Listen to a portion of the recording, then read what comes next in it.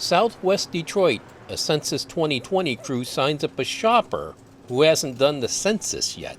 We're basically going to where Detroiters are, and that's either at home or at food distribution sites, at grocery stores. So that's our tactic, is just try to go where people are and be as safe as possible and take all the precautions that are necessary to keep people safe. In Southwest, the census response rate is low. Even with the offer of a $5 grocery store coupon, it can be a tough sell, attributed to some who fear the census could trigger problems based on their immigration status.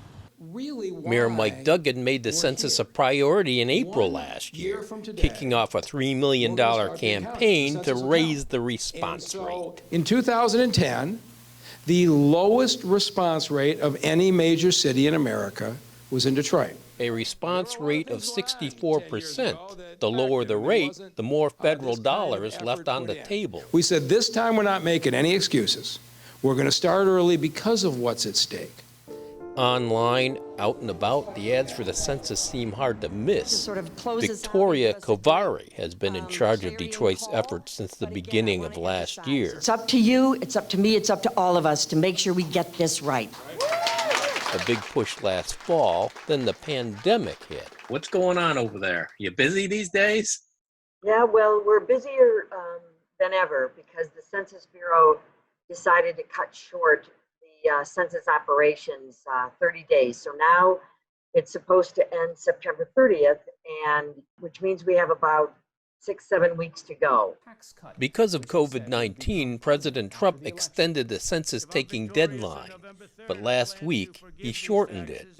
Let's talk geographically. What areas are getting the best responses? Where are the struggles? Well, in terms of council districts, Districts 1 and Districts 2, which are mostly the northwest side of Detroit, they are having the best response any of the districts. District 1 is the only district, and that would be the northwest part of Detroit, that has exceeded their rate in 2010, which is pretty remarkable.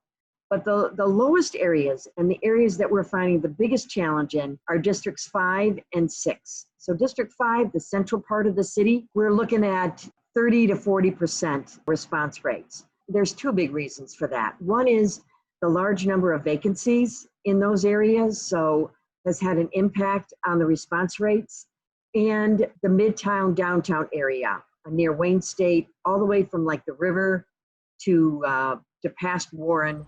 A lot of apartments and people in those buildings have decided to wade the coronavirus out somewhere else.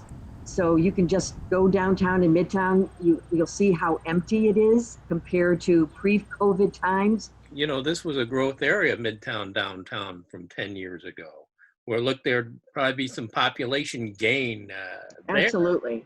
But does it look like we're going to have population loss with this whole thing now? Not necessarily. I mean, this is a lot of these vacancies are temporary, but we don't think it'll translate into a permanent loss of residents. And the way the Census Bureau counts population is based on where you were living April 1st.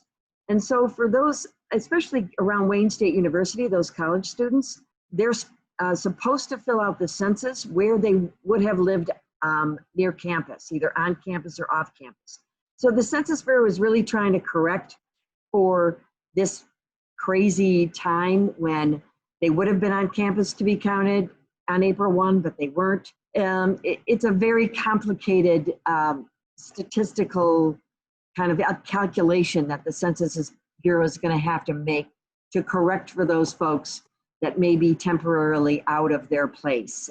So it's really up to the Census Bureau in Washington. It's up to the Census Bureau, the career Census Bureau workers, many of whom have worked multiple censuses, and they have much more sophisticated ways of measuring population than they did 10 years ago, for instance. But that's why it's so important that the Census Bureau have enough time to sort of make these kind of corrections. So there's a movement in Washington right now on the part of the House and the Senate to extend that statutory deadline beyond December 31st to April 1st, 2021. Well, this extension, if it happens, has to be signed by the president. correct? Correct. That's why it's not likely to happen, even though the Trump administration actually were the first ones that requested an extension to April 1st. They did that in April. April of this 2020. According to the Census 2020 website, Detroit again trails major cities in response rates, except for Cleveland. Clock's ticking. Kovari says the targeting of a 70% response rate means Detroit's population loss will be minimal or no loss at all.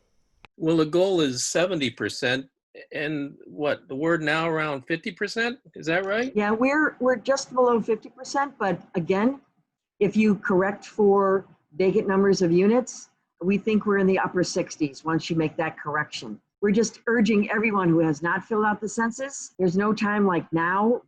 We only have a few weeks left where that website, my2020census.gov, will be open. So we're really hoping that we get as much participation from all sectors of Detroit as possible. Victoria Kovari runs the census in Detroit. Thanks for talking to One Detroit. Thank you. You can find more at onedetroitpbs.org or subscribe to our social media channels and sign up for our One Detroit newsletter.